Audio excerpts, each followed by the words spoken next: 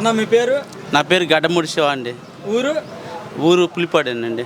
మరి 2024 ఎలక్షన్లో గురజాల నుంచి ఎవరిని గెలిపించబోతున్నారు? గురజాల నుంచి అరపతినేని శ్రీనివాసరావుని గెలిపేదాం అనుకుంటానండి. ఎందుకని? అతను ఇంతకుముందు అభివృద్ధి చేసి ఉన్నాడు ఆల్రెడీ. మనకి ఎవరైనా సాయంత్రం బాట పోయటం కానీ, ధైర్యం మన గురజాల నుంచి పులిపాడికి డబల్ రోడ్డు పోయటం కానీ, ఊళ్ళో బోరింగ్ లేపించడం కానీ అన్నీ ప్రెసిడెంట్ ద్వారాగా అన్నీ చేయించాడండి బాగానే అతను. అది అందువల్ల మనకి అరపతినేని శ్రీనివాసరావుని గెలిపించడానికి మేము ఉంది, అవకాశం ఉంది మేము ఎక్కువగా. ఈ ప్రభుత్వం వచ్చిన తర్వాత తార్ రోడ్లే పోయాలి అంతవరకు. ఊళ్ళో నీళ్ళు అసలు వాటర్ వసతి లేదు పూర్తిగా. వాటర్ మొత్తం చిల్లకలం అయిపోయి మా నీళ్ళు రానికుండా చేశారు శుభ్రంగా. ఇంకా మామూలుగా నాలాంటి ఇప్పుడు నేను ఇంటర్మీడియట్ చదువుకున్నాను. ఆ వాలంటీర్ తీసుకుంటే ఆ వాలంటీర్ వల్ల 5,000 వస్తుంది. 5,000 వస్తే ఇంటి ఖర్చు రాదు. అందుకని టీ కొట్టు పెట్టుకున్నాను నేను.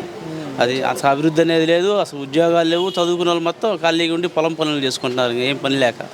అది దాదాపు కొన్ని లక్షల ఉద్యోగాలు ఇచ్చాడని ఆయన చెప్తున్నారు. అదంతా వస్తుందేనండి. అవన్నీ 5,000 రూపాయలకి ఏం వస్తాయండి? ఇవాళ నూనె డబ్బా 2,500 3,000 అవుతుంది. ఏం వస్తాయని నూనె డబ్బాకి రావు ఆయన ఇచ్చే జీతం. ఇంటర్మీడియట్ చదువుకున్నాడికి ఏం లేకపోతే ఈ 5,000 రూపాయల జాగాలు ఏం చేస్తాయి చెప్పండి? ఇల్లు ఎట్ట వెళ్ళాలా?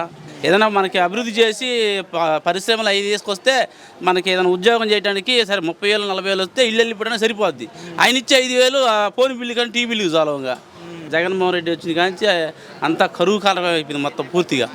అది దానివల్ల అసలు ఆయన వల్ల ఉపయోగం ఏం లేదండి. ఇంకా అది లేనిపోని అన్ని నాటకాలు తప్పితే అంతా మాయ మాటలు అంతా ఇది తప్పితే దానివల్ల ఉపయోగం లేదు. అందువల్ల అతను గెలిపించడం కూడా ఈసారి అనవసరం.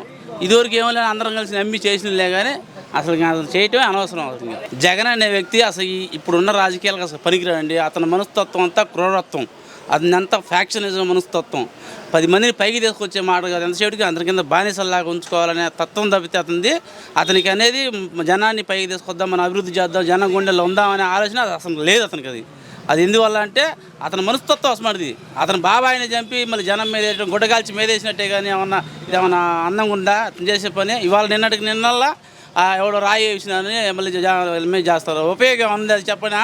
ఎవరిని ఎత్తే మూతికి వేస్తారు, నడుముకి వేస్తారు, తలకాయకి వేస్తారు. కరెక్ట్గా మన గీత గీసినట్టు వేస్తాడండి. ఇదంతా మాయగా కిందట్టు. అంటే జనం చూసే వాళ్ళు అంత తెక్కలో అనుకుంటారేమో, మరి ఏదో నాకేం అర్థం కావట్లేదు. నేను ఇప్పుడు మరి అందుకే ఆ వాలంటీర్ జాబ్ వదిలేసి టీ కొట్టి పెట్టుకున్నాను. నేను ఇంకా ఇంటర్మీడియట్ చదువుకుని కూడా శుభ్రంగా 5 నుంచి పిడుగురాల దాకా మట్టి అమ్ముకుంటారు. మట్టి శుభ్రంగా టెప్పలు పెట్టి 5 సంవత్సరాలు మించి రోజుకు 250 టిప్పులు చొప్పున. అంత తప్పితే వాళ్ళు చేసిన అభివృద్ధి లేదు. వాళ్ళు అభివృద్ధి పొందినారు కానీ జనం ఊళ్ళో వాళ్ళు ఎవడు అభివృద్ధి పొందాల వాళ్ళ నుంచి. అది